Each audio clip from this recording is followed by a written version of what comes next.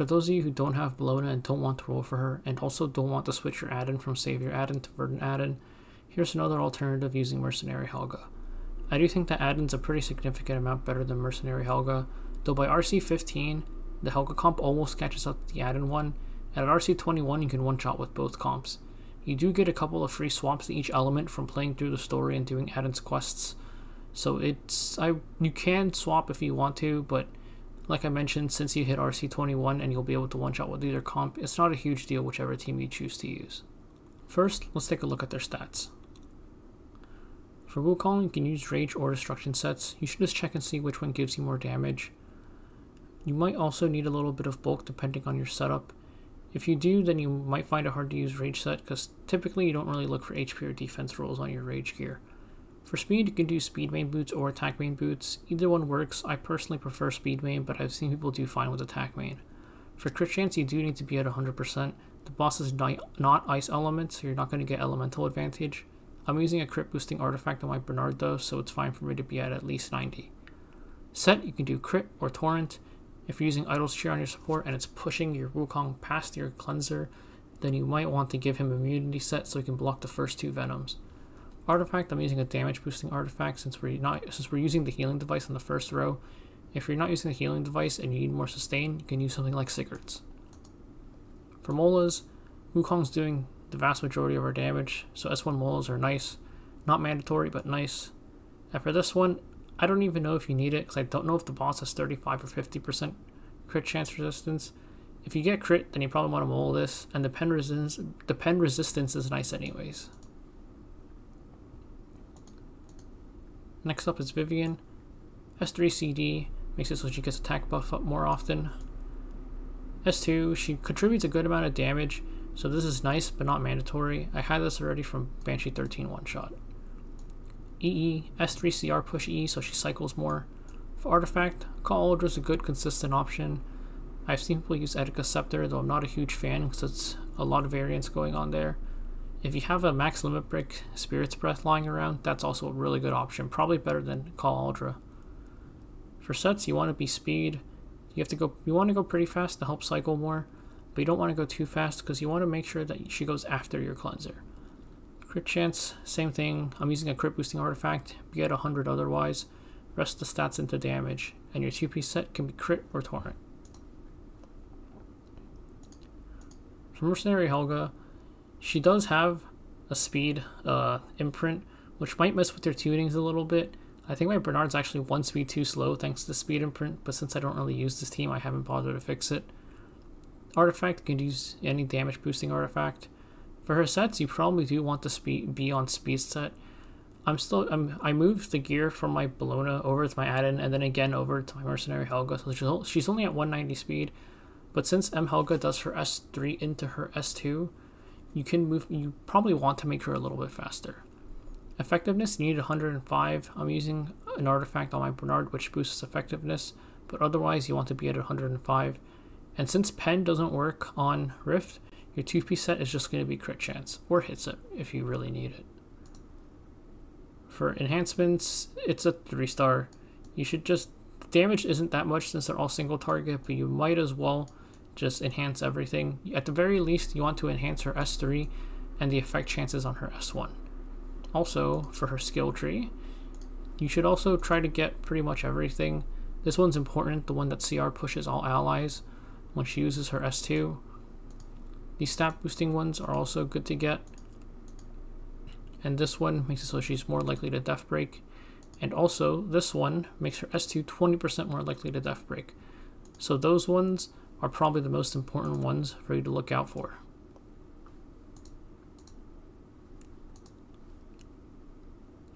Next up is Bernard. Bernard's pretty simple. S3 cooldown, enhance, and then fast enough to go before Vivian does. Like I mentioned earlier, Helga does have a team speed imprint which could mess up your tunings. My Bernard's actually 1 speed too slow because they all get pushed up a speed RNG bracket. For your 2-piece set, ideally immunity doesn't matter too much if you don't have it, it just lets them block the venoms at the start of the fight. Artifact can be any stat boosting artifact, or you could use Idol's Cheer or a healing artifact if you really need it. Also, when I was recording the RC8 run, I was doing it on my phone and my YouTube started auto-playing the background. So the audio is absolutely obliterated on that one. I'm just gonna turn it off and play some music instead.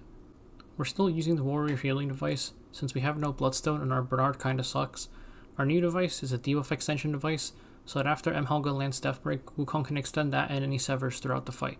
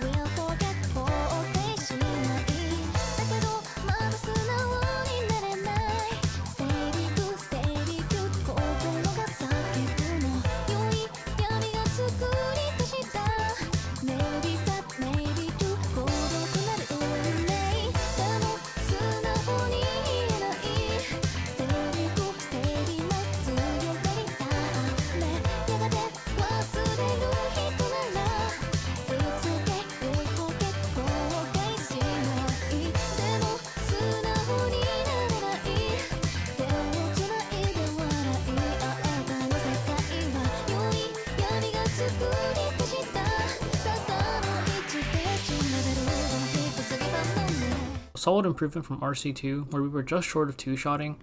Now we're two-shotting with enough overkill damage that I think that even if you miss all of your death breaks, you should still be able to two-shot it. Also, you'll notice that with our new device, after MHelga lands her S2 death break, Wukong's able to permanently extend it throughout the rest of the fight. Also, if Helga misses her first S2 death break, she has a chance on her next turn to land one with her S1. It does come a little bit further into the fight, but Wukong can permanently extend that as well. So, RC15, and we get a big boost to our damage here thanks to this device, which increases the damage of the warrior in the front row, aka Wukong, proportional to the number of debuffs inflicted. This is 10% extra damage per debuff. It's going to add up. Once we hit max debuff cap, you're going to have 100% extra damage every time Wukong uses S1.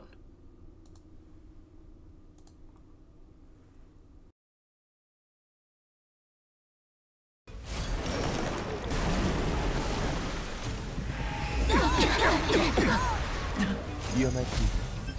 부름에 응답하라. 사멸이여! 오합 기절이고.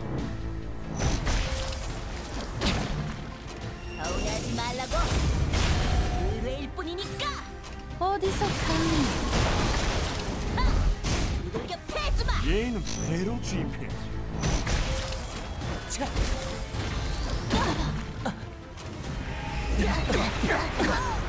너?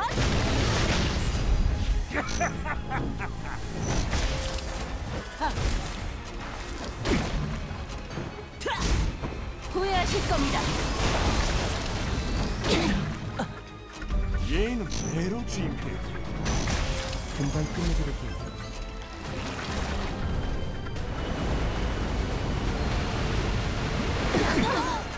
오합 기절이고. 실력을 보여주지! 차!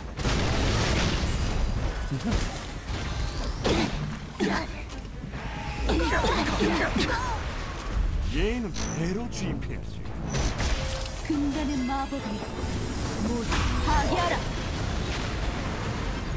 시시한 녀석, 이제 끝내주마! 시전 완료!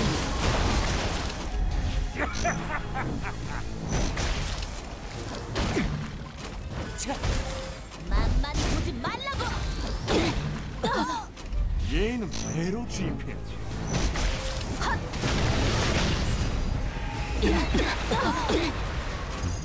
조심하세요. 오합 기절이고.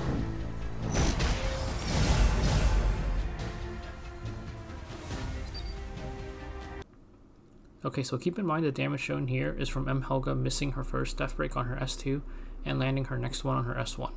If we landed the S2 death break, we would have just gotten a clean one shot, but being this close on the S1 death break is nice because that ups the chances for death break from just the S2 to the S2 or the S1, and the chances of missing both of those death breaks is 17%.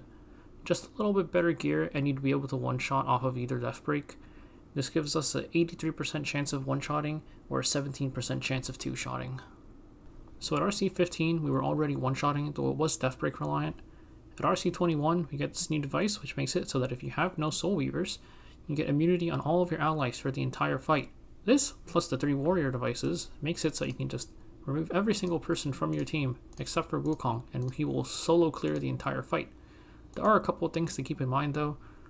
You do need a little bit of bulk because Wukong's going to get to 50% injury after a while, and you want to make sure that he doesn't just die to an attack. Also, you're not going to have any sort of crit chance boosting artifacts from any other allies, so you do need to be at 100% crit chance. I can't be bothered to regear though, so.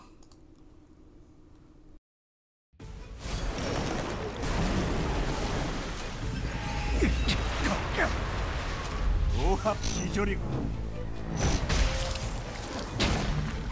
예의는 배로 주입해야지.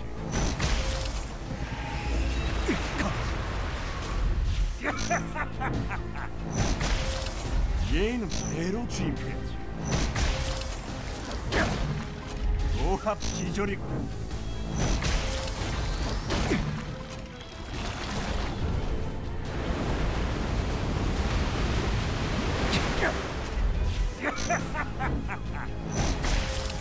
예의는 배로 주입해야지.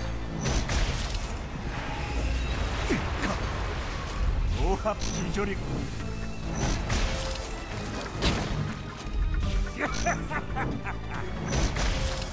예의는 배로 주입해야지.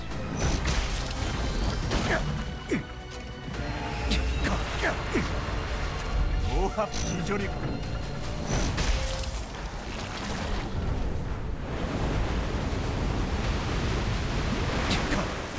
예의는 배로 주입해야지.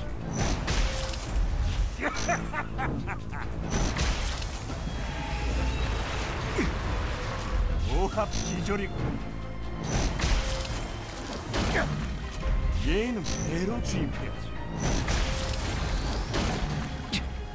오합 기절이고.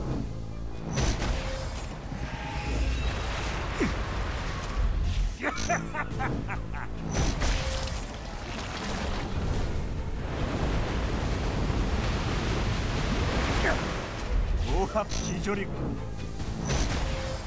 예의는 배로 주입해야지.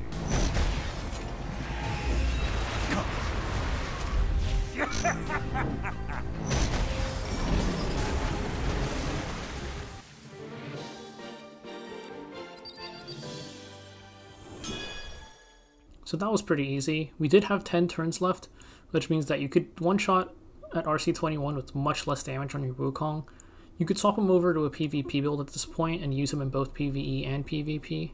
One thing though is that you do get the 50% HP from injury at some point during the fight, so you'll need to make sure that you have enough HP to not just randomly die to something at some point.